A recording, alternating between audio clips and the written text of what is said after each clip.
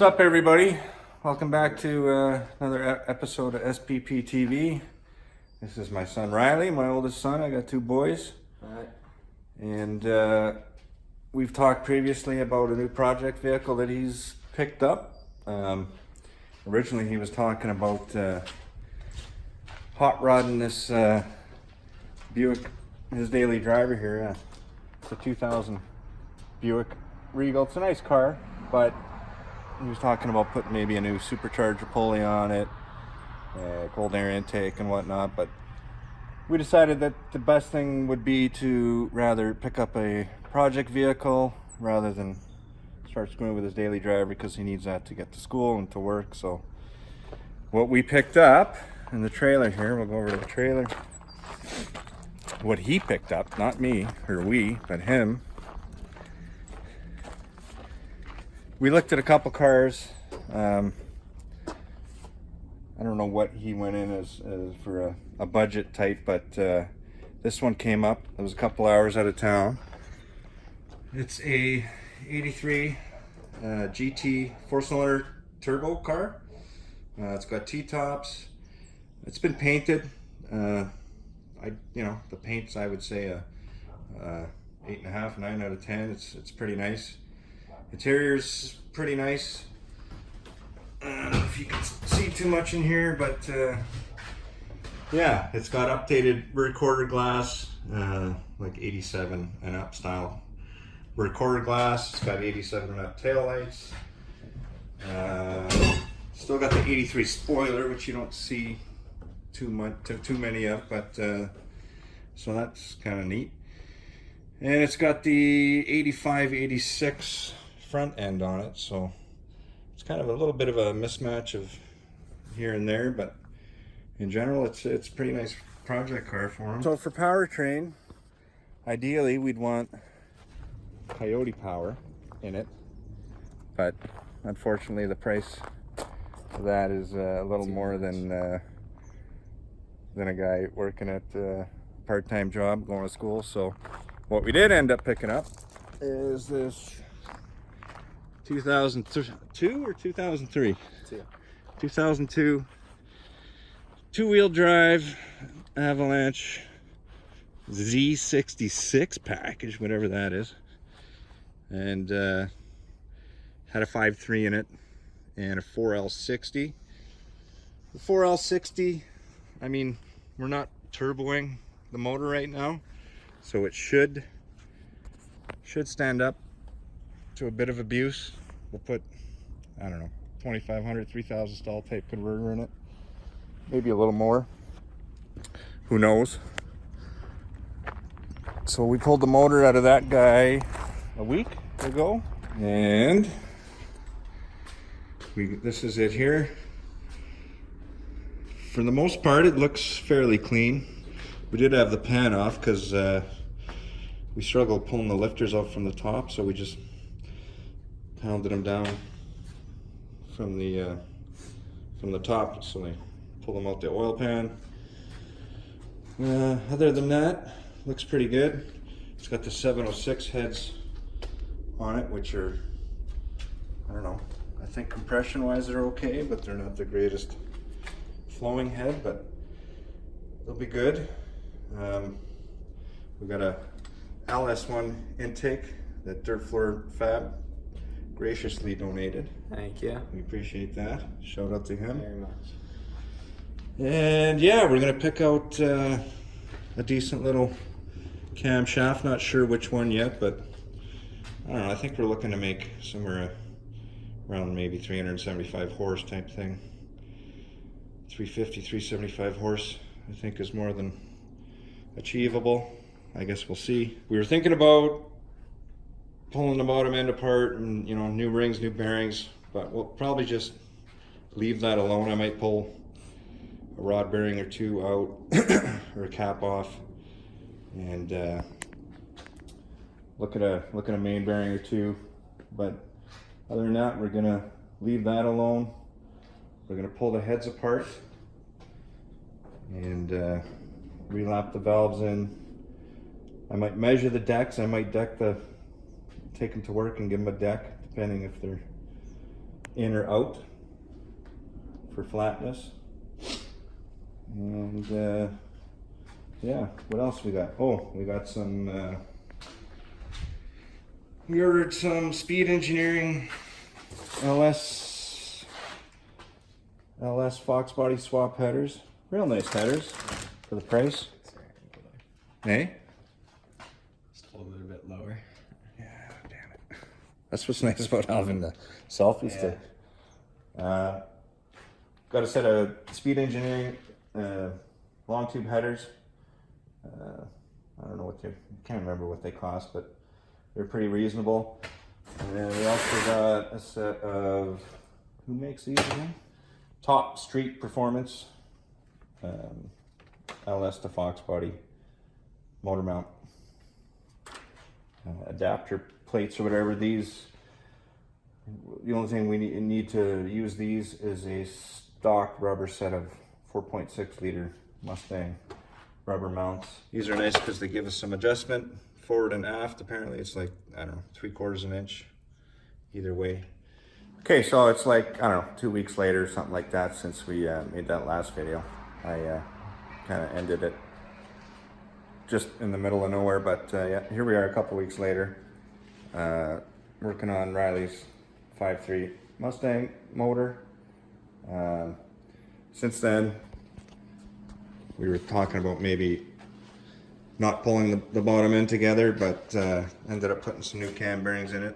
Thanks to Marcel for coming over and doing a professional job. But of course, to do that, we had to pull the bottom end together. So while it's apart, we're going to give the cylinders the old 3-finger hone job just to deglaze the block. I got Rob's auto body block sander, and we're just gonna clean up the deck surfaces on the block and the heads. Give it another car wash probably, and then that's ready to throw the bottom end back together. We've got some parts since we've last left off. Got a set of GM stock replacement head gaskets. They're actually good price. They're ended up being like 20 bucks each or something. It's an MLS factory replacement gasket. We got the LS7 lifter and whatever you call these, lifter trays. So I don't want to hear any lifter clacking. Nobody likes the lifter clacking. Got some stock replacement motor mounts. These are actually for like a 4.6 liter from a 96 to whatever, 99 Mustang. And we got the Top Street Performance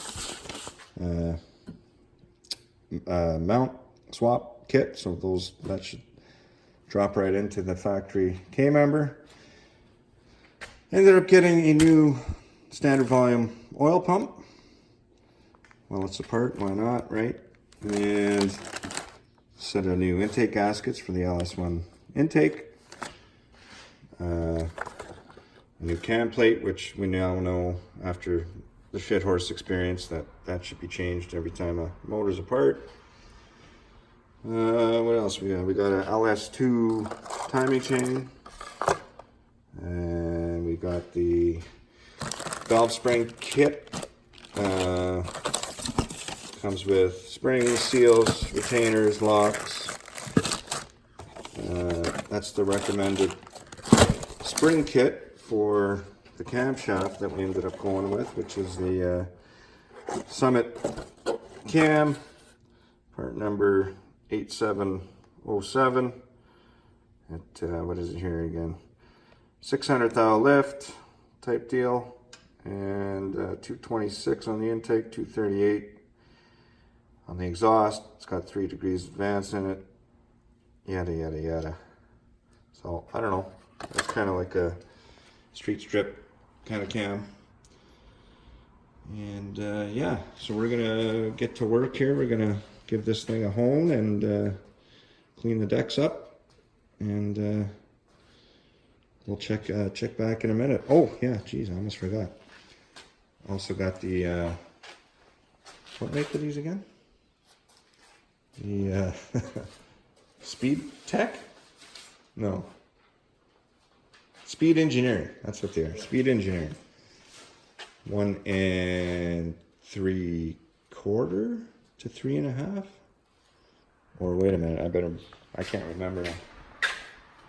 Grab my calipers. 1 7/8 by 3.5. 3.5.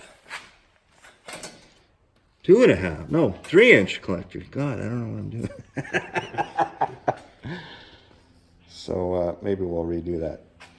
And then yeah, here's the Speed Engineering headers. Super nice. Nice welds. Nice polished stainless. Welds real nice around the flanges. Nice thick flanges. Came with gaskets. And they're 1 7/8 primaries to a 3-inch collector. It's got the spike merge collector. I don't know if you can see it in there. Anyway, for the price, really nice header. So yeah, let's get to work. We've started hand sanding the old deck here. That's literally a couple minutes and it's already taken all the old gasket material off real nice. So Riley's gonna keep working that deck.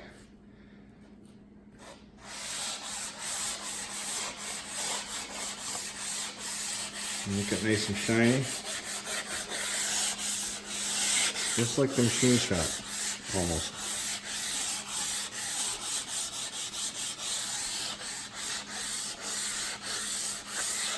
Oh yeah. Brand new. Getting there. That's 220 grit. If anyone wants to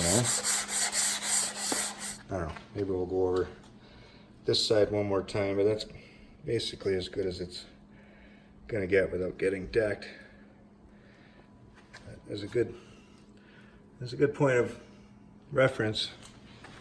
It's sure a lot nicer than the other side, which hasn't been touched yet. So we'll do side 2 now. All right, so we worked both sides pretty good. This is how it ended up. It's better than not doing anything with it anyway. We also did the valley cover surface. We did the front cover surface, just gave it a little cleanup. The oil pan rails and the rear cover. We just cleaned that up. So he's gonna keep doing a little hand detailing. And I'm going to start doing the same thing on the heads. We'll show you what those look like when that's done. Here's one head after. You can still see a hint of the wetness from the head gasket, but I'm doing the sides, the intake surfaces, the exhaust surface. So, and then here's the before. So, get cracking. Cylinder heads resurfaced, if you will. And next step is to take those and the block, whoops, to the car wash. We'll give it a final clean. And then we're ready for assembly. But I think that's probably going to be it for the Project Loin Fruit introduction video. And yeah, what else? I gotta take the valves to work. I'll clean those up, and we gotta lap those back in and put the new springs and seals and whatnot in. And yeah, we'll be ready to bolt everything together and be in the car shortly. Hopefully. So we're just waiting for this blue car to get finished up here, but any day now. All right, guys. Well, until next time, check you later.